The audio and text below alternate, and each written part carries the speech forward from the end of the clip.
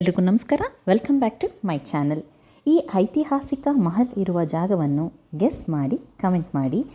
ಕೆಲವು ಹಿಂಟ್ಸ್ ನೋಡೋದಾದರೆ ಈ ಮಹಲ್ ಕ್ರಿಸ್ತಶಕ 11ನೇ ಶತಮಾನದಲ್ಲಿ ನಿರ್ಮಿಸಲಾಗುತ್ತೆ.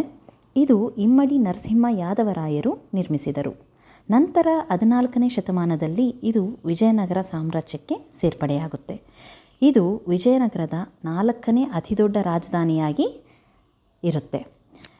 ಮತ್ತು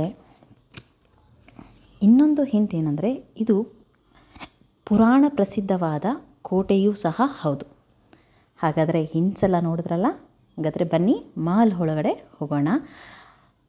ಮತ್ತು ನಿಮಗೆ ಈ ಮಹಲ್ ಬಗ್ಗೆ, ಈ ಜಾಗ ಬಗ್ಗೆ ಇನ್ನೂ ಹೆಚ್ಚಿನ ಮಾಹಿತಿ ಗೊತ್ತಿದ್ದಲ್ಲಿ ದಯವಿಟ್ಟು ಕಮೆಂಟ್ಸ್ ಮಾಡಿ ಮತ್ತು ಸಪೋರ್ಟ್ ಮಾಡಿ. ಲೈಕ್ ಆ್ಯಂಡ್ ಶೇರ್, ಸಬ್ಸ್ಕ್ರೈಬ್ ಮಾಡಿ. ಹಾಗಾದರೆ ಹೋಗೋಣ ಮಹಲ್ನ ಒಳಗಡೆ. ನೋಡಿ ಇನ್ನೇನು ಹತ್ತಿರ ಬಂತು. ಇದು ಮಹಲ್ನ ಮೇನ್ ಎಂಟ್ರೆನ್ಸ್, ಹೋಗಲಿಕ್ಕೆ ಮೇನ್ ಎಂಟ್ರೆನ್ಸ್ ಇದು. ನೀನು ಮಹಲ್ ಒಳಗಡೆ ಬಂದ್ರಿ. ಈಗ ಇದು ಆ್ಯಕ್ಚುಲಿ ರಾಜ ಮಹಲ್. ಇದನ್ನು ಈಗ ಮ್ಯೂಸಿಯಮ್ ಆಗಿ ಕನ್ವರ್ಟ್ ಮಾಡಿದ್ದಾರೆ. ಈ ಮ್ಯೂಸಿಯಮ್ ಒಳಗಡೆ ಫೋಟೋಗ್ರಫಿ, ವಿಡಿಯೋಗ್ರಫಿ ಅಲೋಡ್ ಇಲ್ಲ, ಪ್ರೊಹಿಬಿಟೆಡ್. ಇದರೊಳಗಡೆ ಪುರಾಣ ಪ್ರಸಿದ್ಧವಾದಂತಹ ಶಿಲ್ಪಗಳು, ವಿಗ್ರಹಗಳು, ಪೂಜಾ ಸಾಮಗ್ರಿಗಳು, ಕಾಯಿನ್ಸ್, ಕೆಲವೊಂದು ಕಲ್ಲಿನ ವಿಗ್ರಹಗಳು, ಇದೆಲ್ಲ ಮ್ಯೂಸಿಯಂ ಒಳಗಡೆ ನೋಡಬಹುದು ನೀವು. ಇದು ಮ್ಯೂಸಿಯಂನ ಹೊರಭಾಗ. ಎಲ್ಲ ಕಲ್ಲಿನಿಂದ ಕೆತ್ತಲ್ಪಟ್ಟ ವಿಗ್ರಹಗಳು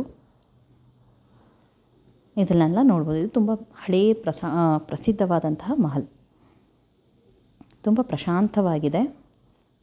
ಇದು ಕೋನೇರು ಅಂತ ಹೇಳ್ತಾರೆ. ಮತ್ತು ಮೇಲೆ ಬೆಟ್ಟದ ಮೇಲೆ ಅಲ್ಲಿ ಮುಂಚೆ ಹೋಗಲಿಕ್ಕೆ ಅವಕಾಶ ಮಾಡಿಕೊಡ್ತಿದ್ರಂತೆ, ಈಗ ಬ್ಯಾನ್ ಮಾಡಿದ್ದಾರೆ, ಹೋಗುವಾಗಿಲ್ಲ. ಅಲ್ಲಿ ಕೋಟೆ ನೋಡಬಹುದಂತೆ. ಇದು ಆ್ಯಕ್ಚುಲಿ ರಾಣಿ ಮಹಲ್. ಈಗ ನೋಡಿದ್ರಲ್ಲ, ಸುತ್ತ ಸುಂದರವಾದಂಥ ವಾತಾವರಣ. ಇದು ನಮ್ಮ ಫೇಮಸ್ ಪ್ರಸಿದ್ಧವಾದಂಥ ದೇವಸ್ಥಾನದ ಬಳಿ ಇರುವಂತಹ ಸುಂದರವಾದ ಜಾಗ ಇದು.